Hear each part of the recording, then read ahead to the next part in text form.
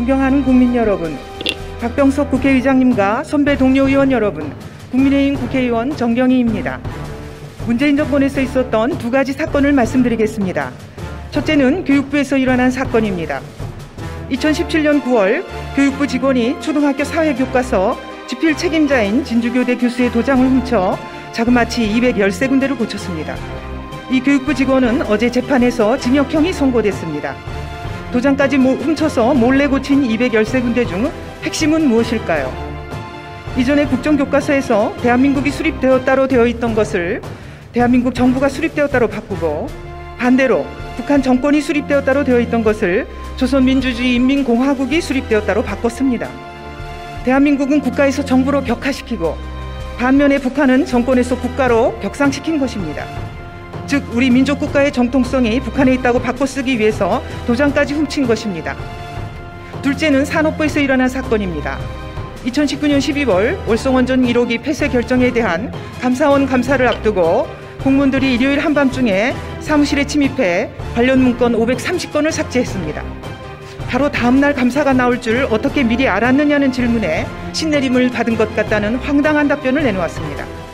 이 막장 드라마의 주인공 산업부 공무원들은 현재 검찰 수사를 받고 있습니다. 삭제된 파일 530건 중 핵심은 무엇일까요? 바로 북한 원전 건설과 관련된 10여 건의 파일입니다. 문재인 정권은 국내에서는 탈원전 운운하며 경제성 평가까지 조작해 원전을 폐쇄하더니 북한에는 국민들 몰래 원전을 지어주려 했던 겁니다. 두 사건에는 몇 가지 공통점이 있습니다. 첫째, 공무원이 몰래 저지른 범죄입니다. 둘째, 윗선의 지시 없이 이루어졌다고 보기 어려운 범죄입니다. 셋째, 둘 다 북한 때문에 발생한 범죄, 즉 신내림이 아니라 북내림 범죄라는 것입니다. 이처럼 문재인 정권은 출범 이후 북한만 바라보면서 북한을 위해 무엇을 할 수 있는가를 끊임없이 찾고 있는 북한 바라기 정권입니다.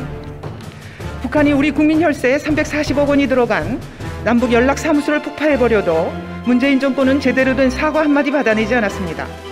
코로나 백신을 하나도 확보하지 못한 상태에서도 통일부 장관은 백신을 북한에 퍼줄 궁리만 했습니다. 작년 6월 북한 김여정이 대북 전단 살포를 비난하자 국제사회의 반대에도 불구하고 대북 전단 금지법을 밀어붙여 12월에 통과시켰습니다. 김여정이 하명이 있자 6개월 만에 뚝딱 법까지 바꿔버린 겁니다. 문재인 정권의 북한 섬기기가 이처럼 심각한 지경인데 이제는 입법부의 수장인 국회의장도 이에 가세하고 있습니다. 작년 재헌절 행사에서 국회의장께서는 북한 최고인민회의 대표에게 남북국회회담을 제의했습니다. 11월에는 회담 추진 자문위원까지 위촉했습니다. 의장님, 지금 북한에 의회가 존재합니까? 북한 최고인민회의가 북한 주민을 대표하고 민의를 대변하는 기관입니까? 북한 최고인민회의 선거는 저렇게 합니다. 북한의 선거는 노동당이 지명한 한 명의 후보를 놓고 찬성 반대 의사만 표시하는 가짜 선거입니다. 북한 최고인민회의는 북한 주민을 대표하는 민의의 전당이 아니라 북한 주민의 자유와 인권을 억압하는 북한 독재 정권의 들러리 조직입니다. 우리 헌법상 대한민국의 영토는 한반도와 부속도서입니다.